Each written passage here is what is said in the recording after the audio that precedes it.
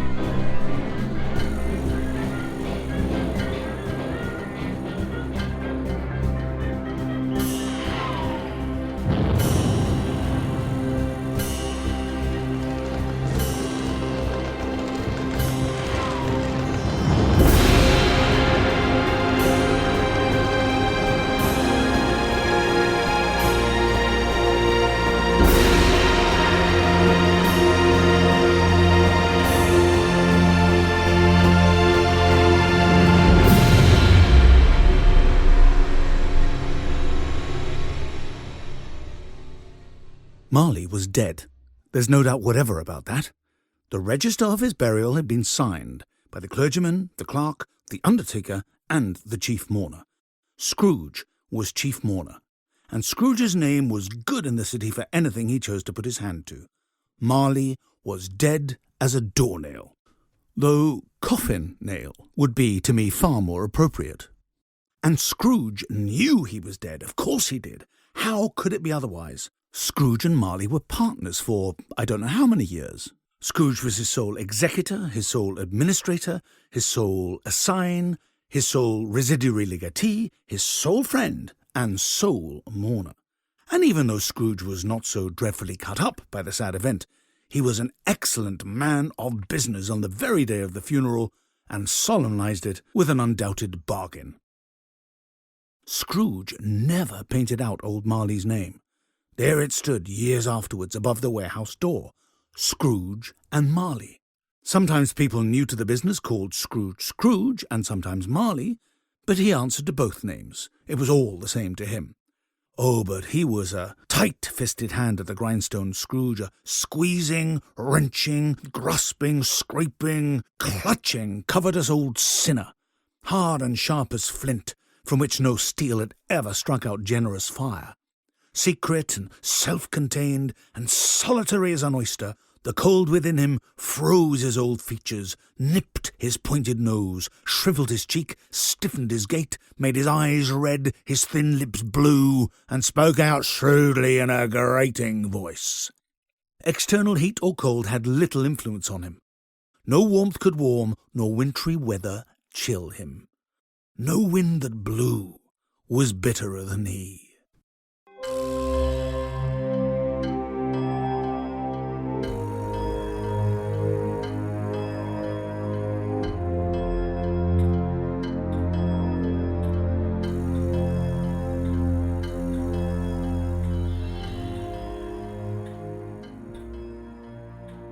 Once upon a time, of all the good days of the year, on Christmas Eve, old Scrooge sat busy in his counting house. It was cold, bleak, biting weather, fog everywhere. The city clocks had only just gone 3, but it was quite dark already. It had not been light all day, and candles were flaring in the windows of the neighbouring offices like ruddy smears upon the palpable brown air. The fog came pouring in at every chink and keyhole, and was so dense that although the court was of the narrowest, the houses opposite were mere phantoms. To see the dingy cloud come drooping down, obscuring everything, one might have thought that nature lived hard by and was brewing on a large scale. The door of Scrooge's counting house was open, so that he might keep his eye upon his clerk, who, in a dismal little cell, a sort of tank, was copying letters. Scrooge had a very small fire, but the clerk's fire was so very much smaller that it looked like one coal. But he couldn't replenish it, for Scrooge kept the coal box in his own room, and so as surely as the clerk came in with the shovel, the master predicted that it might be necessary for us to part. Wherefore the clerk put on his white comforter and tried to warm himself at the candle, in which effort, not being a man of strong imagination, he failed. And there we must leave. The maestro, Guy Masterson, reading my version of Charles Dickens' A Christmas Carol. And if you want to know where we are, have a look. We've got a website, www. Do I need to say that anymore? thechristmascarol.co.uk. thechristmascarol.co.uk. Come and see us in the flesh. And now it's almost become a tradition. Dylan Thomas, A Child's Christmas in Wales. One Christmas was so much like the other in those years around the Seatown corner now, out of all sound except the distant speaking of the voices I sometimes hear a moment before sleep, that I can never remember whether it snowed for 6 days and 6 nights when I was 12, or whether it snowed for 12 days and 12 nights when I was 6. All the Christmases roll down towards the two-tongued sea like a cold and headlong moon bundling down the sky that was our street. And they stop at the rim of the ice-edged, fish-freezing waves, and I plunge my hands in the snow and bring out whatever I can find. In goes my hand into that wool-white, bell-tongued ball of holidays resting at the rim of the carol-singing sea. And out come Mrs. Prothero and the firemen.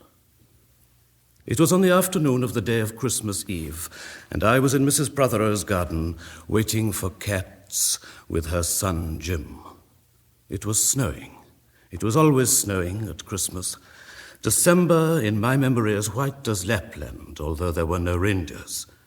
But there were cats. Patient, cold, and callous, our hands wrapped in socks, We waited to snowball the cats. Sleek and long as jaguars and horrible-whiskered, spitting and snarling, they would slide and sidle over the white back garden walls, and the lynx-eyed hunters, Jim and I, fur-capped and moccasined trappers from Hudson Bay off Mumbles Road, would hurl our deadly snowballs at the green of their eyes. The wise cats never appeared.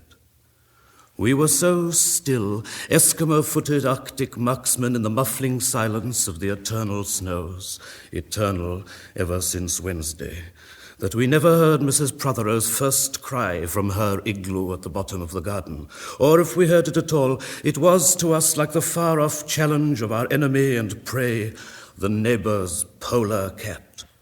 But soon the voice grew louder. "Fire!" cried Mrs. Prothero, and she beat the dinner gong. And we ran down the garden with the snowballs in our arms towards the house, and smoke indeed was pouring out of the dining room, and the gong was bombulating, and Mrs. Prothero was announcing ruin like a town crier in Pompeii. This was better than all the cats in Wales standing on the wall in a row. We bounded into the house laden with snowballs and stopped at the open door of the smoke-filled room. Something was burning, all right. Perhaps it was Mr. Prothero, who always slept there after midday dinner with a newspaper over his face. But he was standing in the middle of the room saying, "A fine Christmas," and smacking at the smoke with a slipper. "Call the fire brigade," cried Mrs. Prothero as she beat the gong. "They won't be here," said Mr. Prothero. "It's Christmas." There was no fire to be seen, only clouds of smoke, and Mr. Prothero standing in the middle of them, waving his slipper as though he were conducting. "Do something," he said, and we threw all our snowballs into the smoke. I think we missed Mr. Prothero, and ran out of the house to the telephone box. "Let's call the police as well," Jim said, "and the ambulance, and Ernie Jenkins, he likes fires." But we only called the fire brigade, and soon the fire engine came, and 3 tall men in helmets brought a hose into the house, and Mr. Prothero got out just in time before they turned it on. Nobody could have had a noisier Christmas Eve.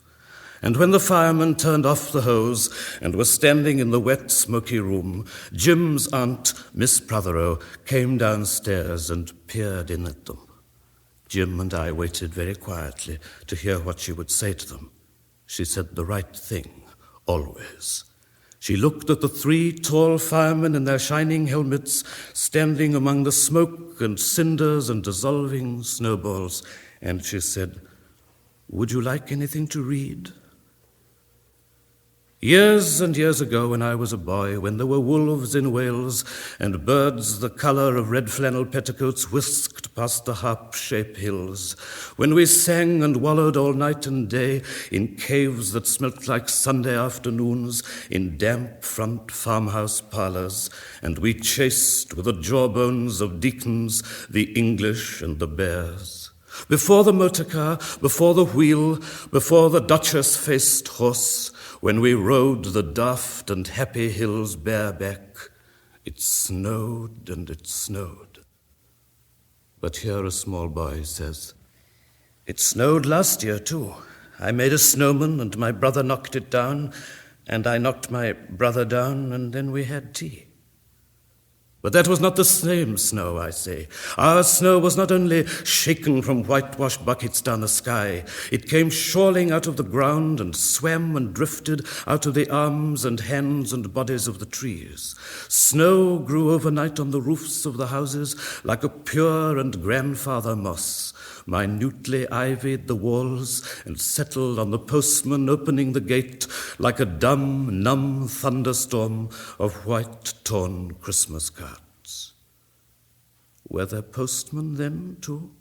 With sprinkling eyes and wind-cherried noses, on spread frozen feet, they crunched up to the doors and mittened on them manfully.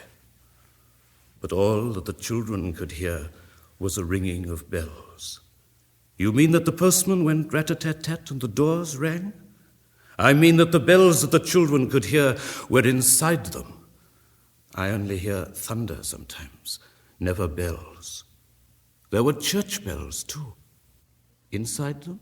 No, in the bat-black, snow-white belfries tugged by bishops and storks, and they rang their tidings over the bandaged town, over the frozen foam of the powder and ice cream hills, over the crackling sea. It seemed that all the churches boomed for joy under my window, and the weathercocks crew for Christmas on our fence. Get back to the postman. They were just ordinary postmen, fond of walking and dogs and Christmas and the snow. They knocked on the doors with blue knuckles. Ours has got a black knocker. And then they stood on the white welcome mat in the little drifted porches and huffed and puffed, making ghosts with their breath, and jogged from foot to foot like small boys wanting to go out. And then the presents. And then the presents after the Christmas box. And the cold postman with a rose on his button nose tingled down the tea-tray slithered run of the chilly, glinting hill. He went in his ice-bound boots like a man on fishmonger's slabs.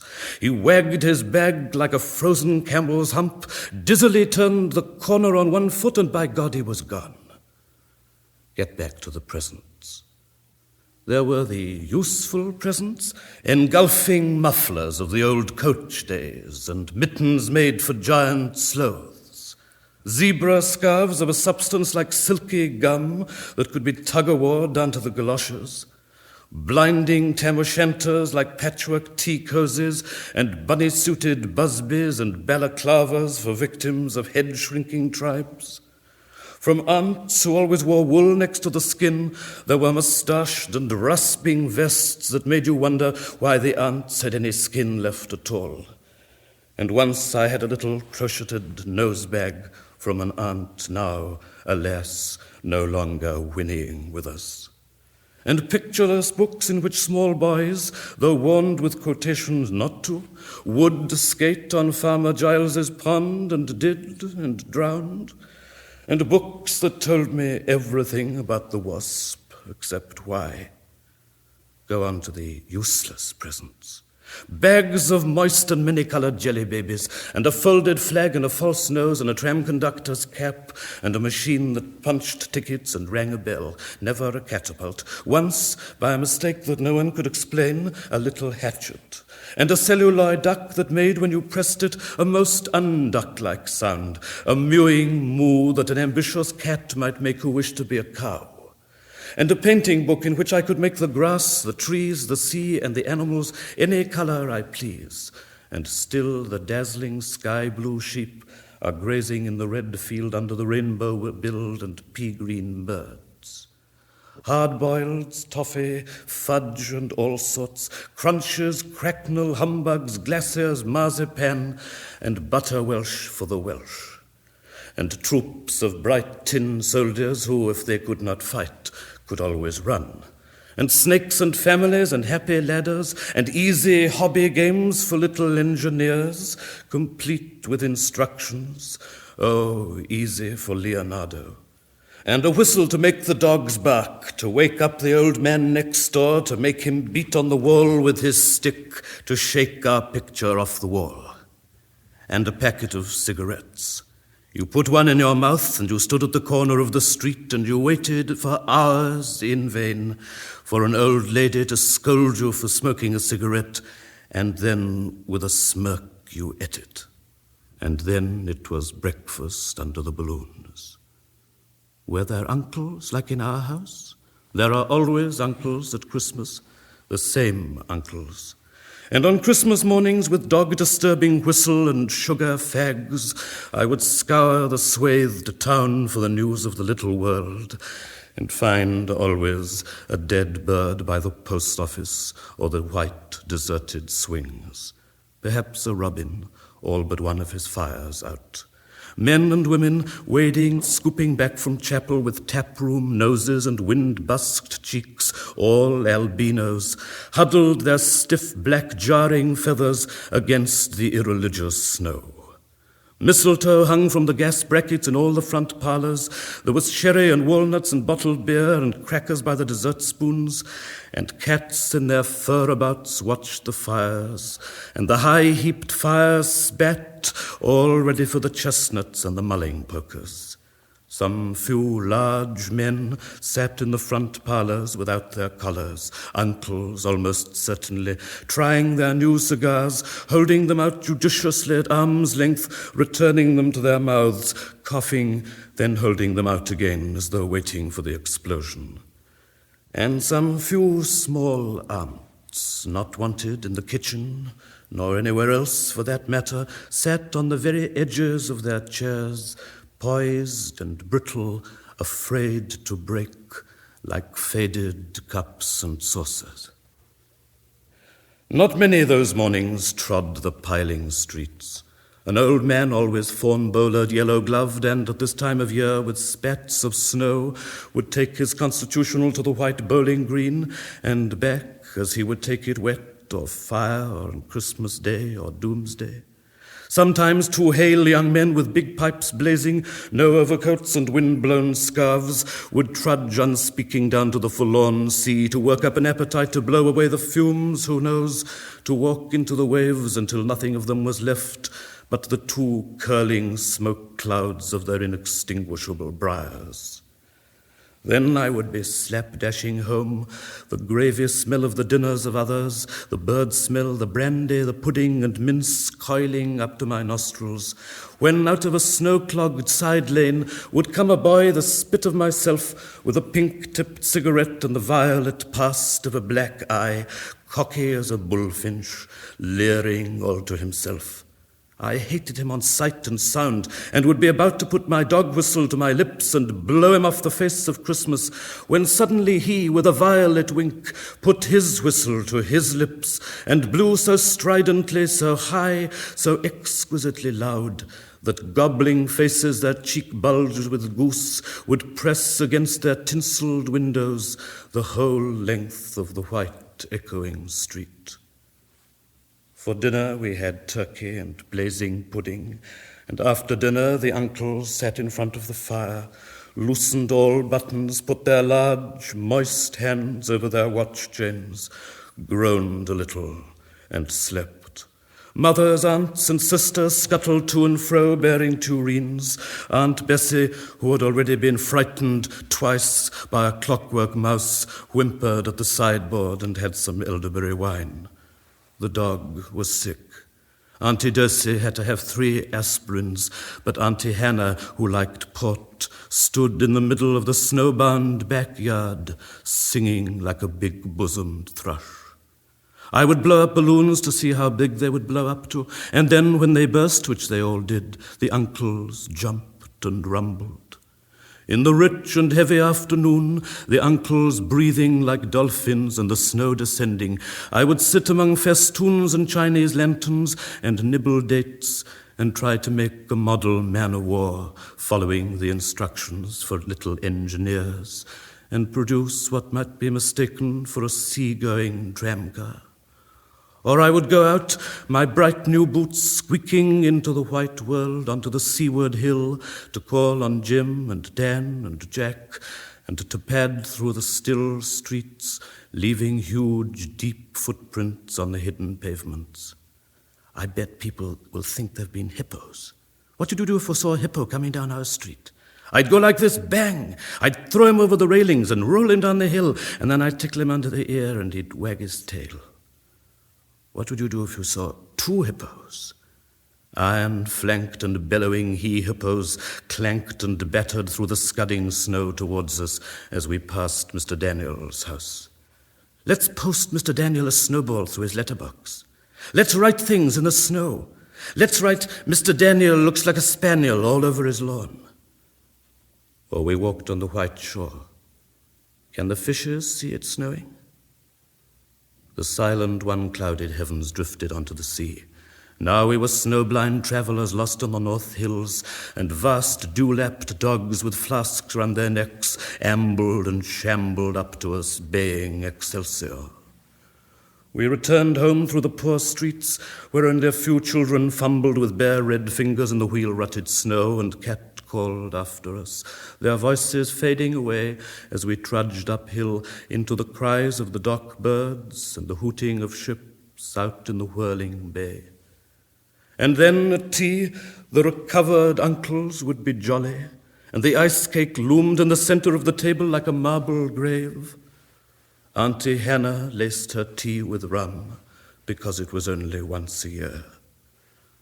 Bring out the tall tales now that we told by the fire as the gaslight bubbled like a diver. Ghosts wooed like owls in the long nights when I dared not look over my shoulder. Animals lurked in the cubbyhole under the stairs where the gas meter ticked. And I remember that we went singing carols once, when there wasn't the shaving of a moon to light the flying streets. At the end of a long road was a drive that led to a large house, and we stumbled up the darkness of the drive that night, each one of us afraid, each one holding a stone in his hand, in case, and all of us too brave to say a word. The wind through the trees made noises as of old and unpleasant and maybe web-footed men wheezing in caves. We reached the black bulk of the house. What shall we give them? Hark the herald? No, Jack said. Good King Wenceslas, I'll count 3. 1, 2, 3, and we began to sing, our voices high and seemingly distant in the snow-felted darkness round the house that was occupied by nobody we knew. We stood close together near the dark door. Good King Wenceslas last looked out on the feast of Stephen. And then a small, dry voice, like the voice of someone who has not spoken for a long time, joined our singing. A small, dry, eggshell voice from the other side of the door. A small, dry voice through the keyhole. And when we stopped running, we were outside our house. The front room was lovely. Balloons floated under the hot water bottle gulping gas. Everything was good again and shone over the town. Perhaps it was a ghost, Jim said. Perhaps it was trolls, Dan said, who was always reading. Let's go in and see if there's any jelly left, Jack said. And we did that. Always on Christmas night there was music. An uncle played the fiddle, a cousin sang Cherry Ripe, and another uncle sang Drake's drum. It was very warm in the little house. Auntie Hannah, who had got onto the parsnip wine, sang a song about bleeding hearts and death, and then another in which she said her heart was like a bird's nest. And then everybody laughed again, and then I went to bed. Looking through my bedroom window out into the moonlight and the unending smoke-colored snow, I could see the lights in the windows of all the other houses on our hill, and hear the music rising from them up the long, steadily falling night. I turned the gas down. I got into bed. I said some words to the close and holy darkness, and then I slept. Ah, that's lovely, isn't it? Dylan Thomas reading his own A Child's Christmas in Wales. And that's it, my love. Yes, that's it. Another year gone and deeper in debt. Another year old. Oh, sorry, I don't know why I got onto that one for a minute. Thank you so much for your company over the years. Actually, it's been a few years now, hasn't it? We've been together. Hello to Kath in California, who sent me an email. I haven't heard from her for a long time. Kath always says, when I used to do the live show from the studios in London, she used to say that she was always listening to us on the beach. No matter the weather, Kath was always on the beach, and you can't argue with that, can you? So thank you so much. Again, if you'd like to get in touch, you can do. nick@bohemianbritain.com. N-I-C-K, nick@bohemianbritain.com. Or I'm still on radio at mavericktheatre.co.uk, radio at mavericktheatre.co.uk. And as I say, that's it for this year. Have a lovely, peaceful, restful Christmas. All right, ding-dong in New Year, and I'll see you on the other side. Oh, ho, ho. This is Resonance 104.4 FM.